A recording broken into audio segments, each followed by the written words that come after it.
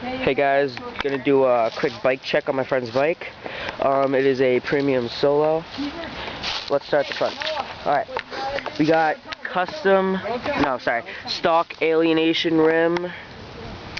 We got stock front tire, stock blue forks, stock handlebars with pink ODI grips, and stock headset, stock premium plastic seat, pivotal, stock crank, kind of worn down and broken, and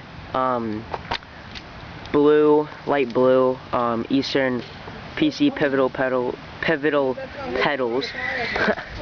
and stock alienation back rim. And he got a blue, I